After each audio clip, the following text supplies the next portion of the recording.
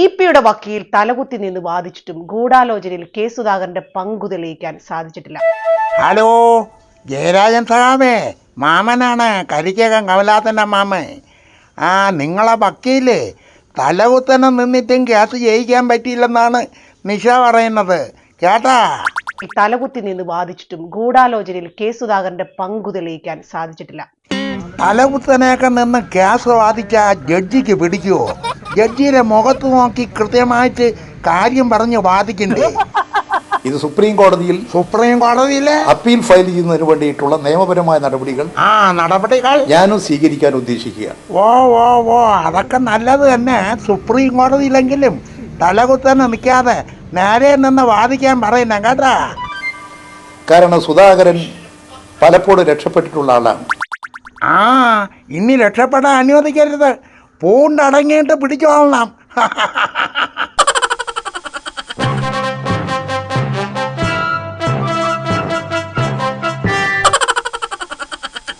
ശ്രീ പത്മനാഭ, മഴക്കുഴിയിൽ വീഴുന്ന കൈകാലിട്ട് അടിക്കുന്നവർക്കെല്ലാം മേയർ ഭഗവതിയുടെ അനുഗ്രഹം ഉണ്ടായിരിക്കുന്നേ. നീ ഇന്ന് നേരത്തെ വന്നാടാ വേലപ്പാ. എടേ, നീ മമ്മൂട്ടിയുടെ ഉണ്ട കണ്ടിട്ടുണ്ടാടാ? എടാ, നീ തല ഉണ്ണിക്കാതെ മമ്മൂട്ടിയുടെ ഉണ്ട സിനിമ കണ്ടിട്ടുണ്ടാന്ന്. മമ്മൂട്ടിയുടെ ഉണ്ട സിനിമ ഇറങ്ങുന്നതിനും 10-20 വർഷത്തിന് മുമ്പ് സുധാകരനും ജയരാജനും തമ്മിലുള്ള ഒരു ഉണ്ട സിനിമയുടെ കഥയുണ്ടായിരുന്നടേ. അത് പ്രതീക്ഷിച്ചതുപോലെയുള്ള വിജയം കൈവരിച്ചില്ല.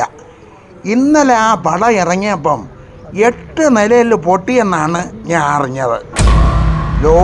നമ്മളെ നിഷ വരണ എന്തരാണെന്ന് ചോദിക്കട്ടെ. നമസ്കാരം നിഷേ, നമസ്കാരം. ഇരി എന്തരൊക്കെയുണ്ട് വിശേഷങ്ങള്? 29 വർഷമായി ഇപി ജയരാജൻ എന്ന CPM നേതാവ് കാത്തിരിക്കുകയാണ്.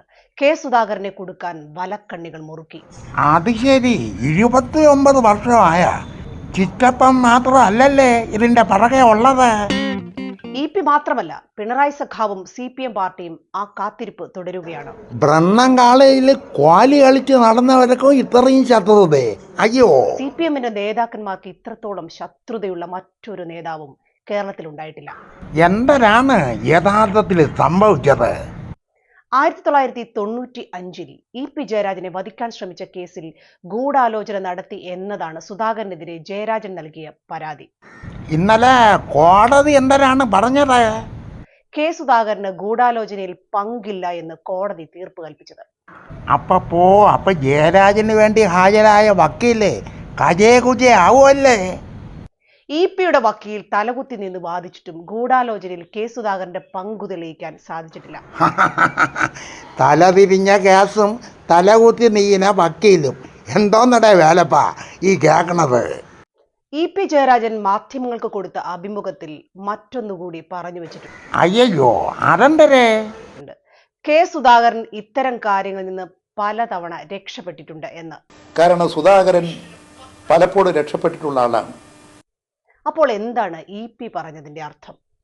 CPM തൊടുത്തുവിട്ട വെടിയുണ്ടകളുടെ മുന്നിൽ നിന്ന് പലതവണ തലനാരിഴയ്ക്കാണ് കെ സുധാകരൻ രക്ഷപ്പെട്ടത്. അതായത് CPM ഒരുക്കിയ എല്ലാ കെണികളിൽ നിന്നും കെ സുധാകരൻ രക്ഷപ്പെട്ടു എന്നാണ് അർത്ഥം. അത് CPMന് സഹിക്കാൻ കഴിയുന്നില്ല. അതുകൊണ്ട് ഈ കെണിയിലെങ്കിലും സുധാകരനെ പെടുത്തിയേ ഇവർക്ക് മതിയാകൂ. നോട്ടി വായകാടി മാത്രമല്ലേ ഉള്ളൂ, എല്ലാവരും പേടിത്തോറികളല്ലേ അല്ലേ വേലപ്പാ? ഇനി ഞാൻ ഗൂഢാലോചന കേസുകളുടെ മറ്റൊരു വശം പറയട്ടെ. പറ എല്ലാം പറ. കേരള രാഷ്ട്രീയത്തിൽ നടന്ന രാഷ്ട്രീയ കൊലപാതകങ്ങളുടെ ഗൂഢാലോചനയുടെ കണക്കെടുത്താൽ ഇപി ജയരാജൻ എത്ര പ്രാവശ്യം അകത്ത് കിടക്കണമായിരുന്നു? അത് ശരി തന്നെ. ഇപി ജയരാജന് LDF കൺവീനർ ആകാൻ സാധിക്കുമായിരുന്നു. എവിടെന്ന്? പിണറായി സഖാവിന് മുഖ്യമന്ത്രിയാകാൻ സാധിക്കുമായിരുന്നു. അതും നടക്കൂലായിരുന്നു. കണ്ണൂരിലെ CPMന്റെ ഉന്നത നേതാക്കന്മാർ എത്ര പേർ അഴിക്കുള്ളിലാകുമായിരുന്നു. കൂടെ നിന്നവനെയും കുലംകുത്തി എന്ന് വിളിച്ച ആളല്ലേ? കുലംകുത്തി എന്നും കുലംകുത്തി തന്നെ എന്ന് പറഞ്ഞ് TP ചന്ദ്രശേഖരന്റെ വധത്തെ ന്യായീകരിച്ച പിണറായി സഖാവിന് ആ കൊലപാതകത്തിന്റെ ഗൂഢാലോചനയിൽ പങ്കുണ്ട് എന്ന് ജനം സംശയിച്ചാൽ അതിലെന്താണ് തെറ്റ്? സംശയിച്ചിട്ടെന്തൊരു കാര്യം അല്ലടാ വേലപ്പാ?